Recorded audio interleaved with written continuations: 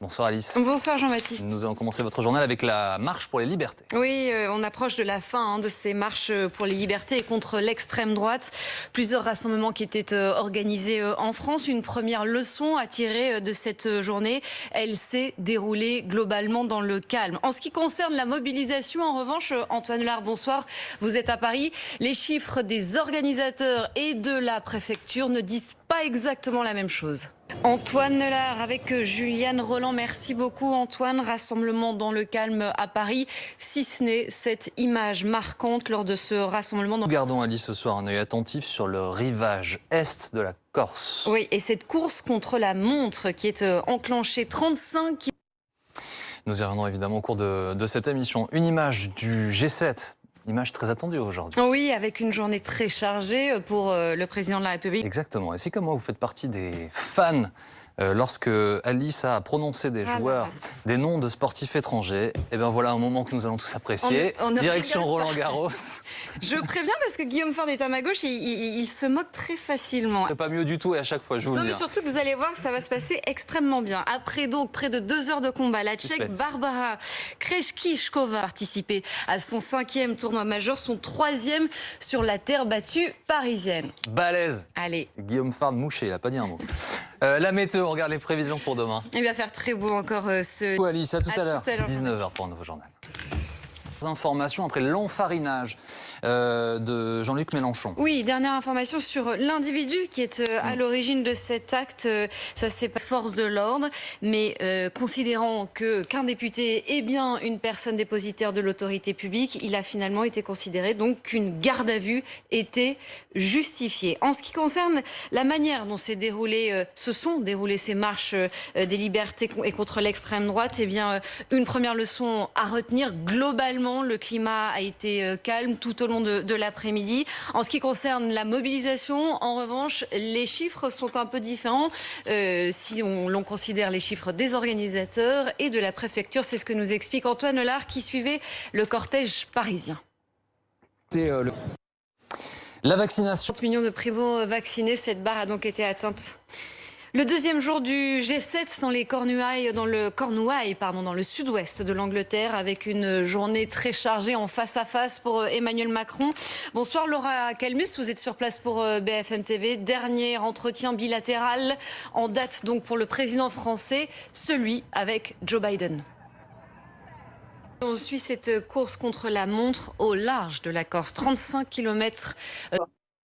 La météo, on regarde les prévisions pour demain. Alors c'est plutôt très ensoleillé. Alice, on vous retrouve à 22h pour Week-end Direct. À tout à l'heure. Bienvenue sur BFM TV, bienvenue dans Week-end Direct. Il est 22h. À la une ce soir, le choc à l'euro en ce deuxième jour de tour. À 22h10, dans quelques minutes, sur ce plateau, l'homme de 27 ans à l'origine de l'enfarinage de Jean-Luc.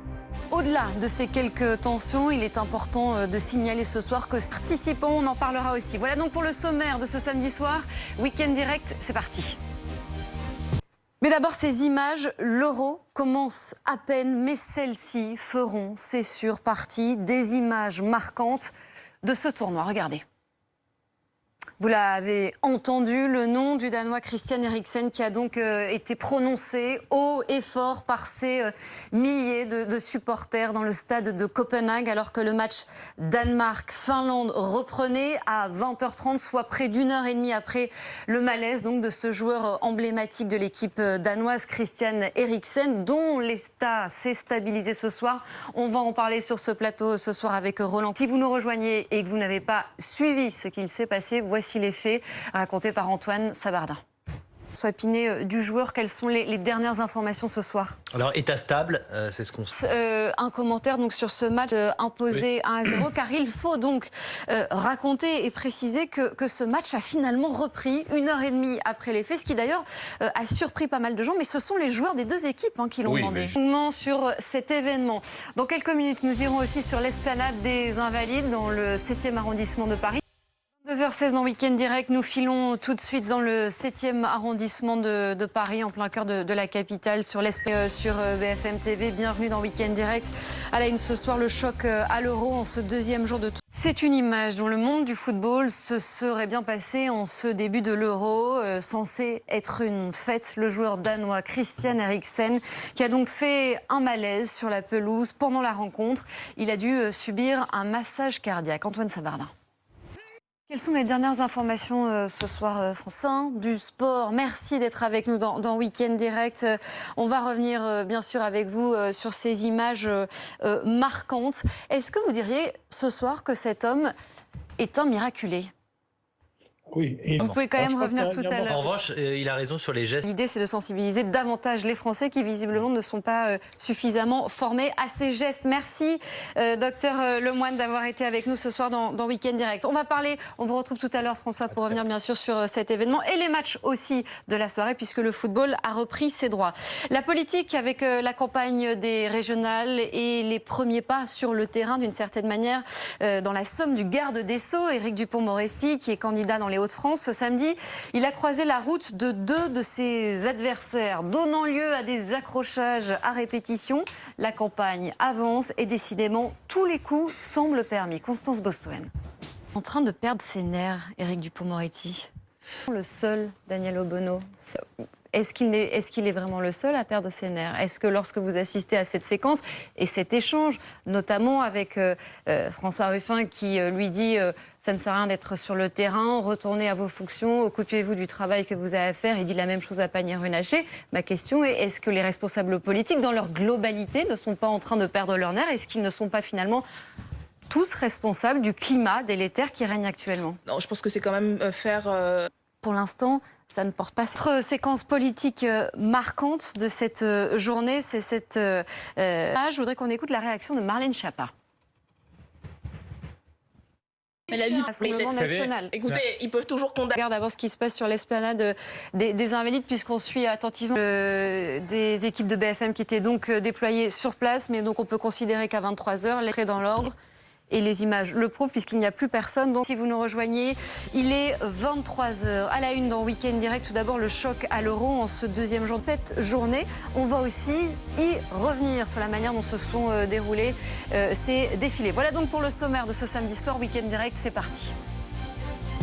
Vous avez donc entendu le nom du Danois Christian Eriksen prononcé haut et fort par des milliers de supporters dans ce stade de Copenhague, alors que le match Danemark-Finlande reprenait à 20h30, soit près d'une heure et demie après le malaise de ce joueur emblématique de l'équipe danoise. Il va mieux ce soir, son état s'est stabilisé. Retour sur les faits avec Antoine Sabardin. Tous les deux. Alors vous allez dire que les jours se suivent et se ressemblent parce qu'on va repartir sur l'esplanade des Invalides. Oui, vous vous souvenez? On offre que ce soir encore, des dizaines de jeunes se sont rassemblés. Paris, alors évidemment, il ne faut pas faire de généralité, mais on peut quand même tirer des enseignements. Les deux individus qui ont été interpellés, dont l'homme qui a donc enfariné Jean-Luc Mélenchon lors de la marche pour les libertés à Paris. Le leader de la France insoumise a plutôt réagi calmement, réussissant à dissimuler sa colère. Mais selon lui, un cap a bien été franchi. Constance Bostoen. Les menaces, tout ça est en train de prendre le dessus. François Pinet qui se met subtilement, discrètement. Ah oui, ça c'est François, ma on spécialité. commence avec le dernier match du soir. Oui. Russie-Belgique. Exactement. Français, on va en parler dans un instant. Les résultats du groupe B, un point peut-être. Ils ont un potentiel énorme. En quelques mots de ce que vous avez vu. Alors ce tournoi vient à peine de commencer, mais des quelques matchs que vous avez pu regarder. Messieurs, encore une fois pour parler donc de cet Euro qui ne fait que commencer. Belle soirée et à demain. Dans un instant, on parlera justement de l'Euro et de ces images dont on se serait bien passé. Mais il est 23h30, vous êtes sur BFM TV. Bienvenue dans Week-end Direct. À la une ce soir, c'est quelques minutes d'angoisse.